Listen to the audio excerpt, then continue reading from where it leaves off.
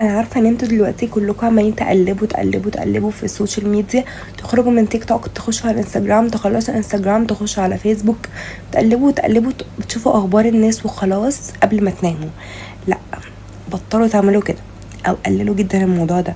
لما دخلتوا تناموا في ساعه بتمسكوا فيها التليفون، امسكوا التليفون نص ساعه، نص ساعه تانية استراحوا مع نفسكم، اقعدوا كده فكروا مع نفسكم في اي حاجه. بجد نفسكم احق عليكم من حاجات تانية كتير. يعني زي ما في اشخاص مقربين ليكوا انتوا بتحبوا تسمعوهم وتقول لهم فضفضوا احنا هنسمعكوا، في حد هنا عايز يتكلم اللي هو نفسكوا دي جواها حاجات كتير قوي، في حاجات حصلت وفي حاجات بتحصل وفي حاجات هتحصل. يعني لازم تبقى دايما كده دماغكوا حاضرة، تتكلموا مع نفسكوا في كل حاجة، بتفضفضوا مع نفسكوا.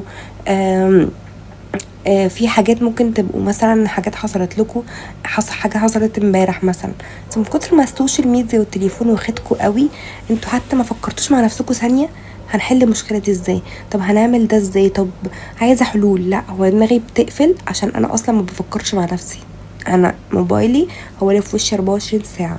خلي بالكم اللي بقول لكم الكلام ده ان انا واحده منكم، انا اصلا بعمل كده.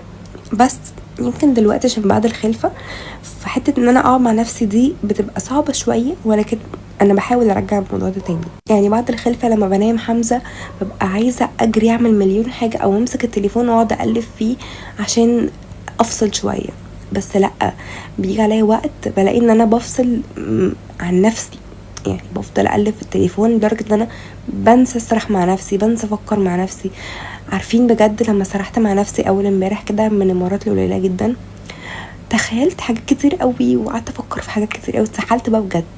هو ده الصح، نفسكم احق عليكم، فلازم كده من وقت للتاني تسرحوا تقعدوا تفكروا. ما تخلوش التليفون هو اول حاجه في الدنيا، ولا السوشيال ميديا ولا اخبار الناس ولا اي حاجه في الدنيا، لا، نفسكم الاول وبعد كده الموبايل. بجد نصيحه مني هتفرق معاكم جدا لو عملتوها. هتلاقوا مشاكل كانت عندكم مش لاقي لها حل هتتحل.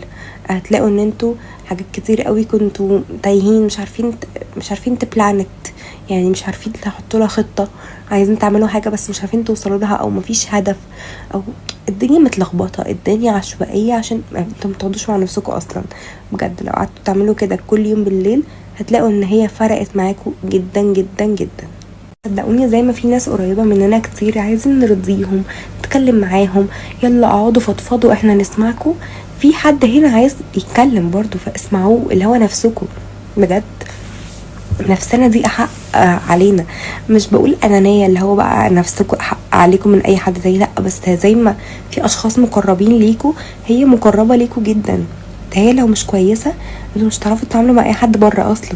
بحس ان دايما اي مشكلة تتعالج الاول جواكوا، اتكلموا مع نفسكوا، فضفضوا مع نفسكوا، فكروا في اللي فات وفي دلوقتي وفي اللي جاي، اعملوا بلانز، مش لازم بالورقه والقلم، بس اعملوا بلانز، اقعدوا اتكلموا كده، فضفضوا اول باول، ميبقاش في تراكمات، كل حاجه تلاقوها بتتحل بسهوله، ما بتهربوش من نفسكوا ابدا.